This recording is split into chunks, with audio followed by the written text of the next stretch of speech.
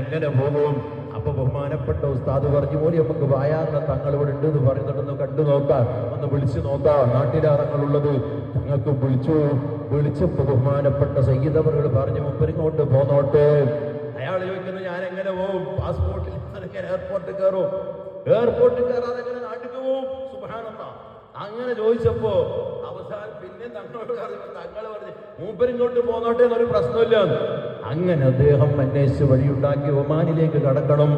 ഒമാനിലേക്ക് കൊണ്ടുപോകാൻ തീരുമാനിച്ചൊരു വണ്ടിക്കാരൻ പറഞ്ഞു പോലും, അദ്ദേഹം പാകിസ്ഥാനി പറ്റോണ്ട് ഞാൻ എങ്ങനെയെങ്കിലും റിസ്ക് എടുത്ത് നിന്നെ അവിടെ എത്തിക്കും, പക്ഷേ വഴിയിൽ 1-2 ചെക്ക് പോസ്റ്റ് ഉണ്ട്, ആ ചെക്ക് പോസ്റ്റുകളിൽ പിടിക്കപ്പെട്ടു പോയാൽ ഞാൻ ഉത്തരവാദിയല്ല. എന്നിട്ട് വണ്ടിയുടെ ഡിക്കിന്റെ ഉള്ളിൽ അദ്ദേഹത്തോട് ഇരിക്കാൻ ആവശ്യപ്പെട്ടു. പൊന്മള ഉസ്താദ് നേരെ സദസ്സിൽ പറയുന്നത് നേരെ മുന്നിലിരുന്ന് കേട്ടതാ ഞാന്. അങ്ങനെ ഇരിക്കാൻ ആവശ്യപ്പെട്ടു. സുബ്ഹാനല്ലാഹ്. ദമാമിൽ നിന്ന് നേരെ വാഹനം തത്തീഫ് വഴി ഇങ്ങനെ ഒമാനിലേക്ക് വരുന്നു. ചെക്ക് പോസ്റ്റിലെത്തുന്നു. ഇയാളൊക്കെ ചെക്ക് ചെയ്ത് അവിടുത്തെ ഉദ്യോഗസ്ഥന്മാര് ബാക്കിൽ വന്നിട്ട് വണ്ടിന്റെ ഡിക്ക് പൊന്തിക്കാൻ ശ്രമിക്കുന്നു. എങ്ങനെ പൊക്കിയിട്ടും ഡിക്ക് പൊന്തുന്നില്ല. കുടുങ്ങിക്കിടക്കുന്നത് പോലെ ഇവര് 2-3 പേര് ഒന്നിച്ചു പിടിച്ച് വലിച്ചിട്ടും ഇത് അനങ്ങുന്നില്ല. അവസാനം അവര് ദേഷ്യം പിടിച്ചിട്ട് ഡ്രൈവറോട് പറഞ്ഞു, അല്ലി പോടെ വേഗം പറഞ്ഞിട്ട് വിട്ടു. സുബ്ഹാനല്ലാഹ്. കുറച്ചങ്ങോട്ട് കഴിഞ്ഞിട്ട് ഇയാൾ പേടിച്ചുപോയി.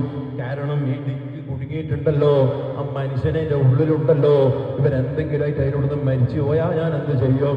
ഇയാൾ കുറച്ചങ്ങോട്ട് കഴിഞ്ഞതിന്റെ ശേഷം ഡ്രൈവർ വണ്ടി നിർത്തിയിട്ട് ഡിക്ക് തുറക്കുമ്പോ സ്വല്ലാതെ തുറന്നു പോരുന്നു. ഒമാനിലെത്തിച്ചു. അയാൾ നാട്ടിലേക്ക് രേഖകളില്ലാതെ ഔട്ട്പാസിൽ വരുന്നതുപോലെ വന്നു. ഇത് ശിവന്മള ഉസ്താദ് പറഞ്ഞത് ഞാൻ കേട്ടതാണ്. അള്ളാഹു തങ്ങളവർക്ക് അത്തരം മജ്‌ലിസുകളെ കൊണ്ട് വലിയ നേട്ടങ്ങളുണ്ട്. അതിലൊരുപാട് ഞാനും അനുഭവിച്ചിട്ടുണ്ട്. 10-15 കൊല്ലക്കാലം ബഹുമാനപ്പെട്ട തങ്ങളുടെ കൂടെ തുർക്കളിക്കയിൽ തങ്ങൾ സ്വലാത്ത് തുടങ്ങിയത് മുതൽ ഒരുപാട് കാലം കൂടെയുണ്ടായിരുന്നു. അവിടുത്തെ മജ്‌ലിസുകളിൽ പങ്കെടുക്കാൻ എനിക്കും ഭാഗ്യം കിട്ടിയിരുന്നു. ഒരു 3 കൊല്ലം മുമ്പ് ഞാൻ UAE വന്നു. ഇവിടെ നൽകൂസ് പോയിട്ട് ഒരു സ്ഥലത്ത് നിന്ന് ഊരപിടിച്ച് വീണുപോയി. ആ വീഴ്ചയുടെ ശേഷം പിന്നെ എനിക്ക് സജീവമായി യാത്ര ചെയ്യാനോ യാത്ര ചെയ്തിട്ട് അതിന്റെ മജ്‌ലിസിൽ പോകാനോ കഴിഞ്ഞിട്ടില്ല. ഇപ്പോഴും ഞാനത് തങ്ങളോട് തന്നെ പറഞ്ഞ് ദുആ ചെയ്യിപ്പിച്ചു. അല്ലാഹുവേ, തങ്ങൾക്ക് ദറജകളേറ്റയുടെ റഹ്മാനെ, നമ്മളെ വഫാത്തായി പോയ മുഴുവൻ മഹാന്മാർക്കും ഉസ്താദുമാർക്കും അവരെ ദറജകളേറ്റണേ അല്ലാഹ്. നിങ്ങളെ മജ്‌ലിസ് ദുആ ഇജാബത്തുള്ള സദസ്സാക്കി തരണേ അല്ലാഹ്.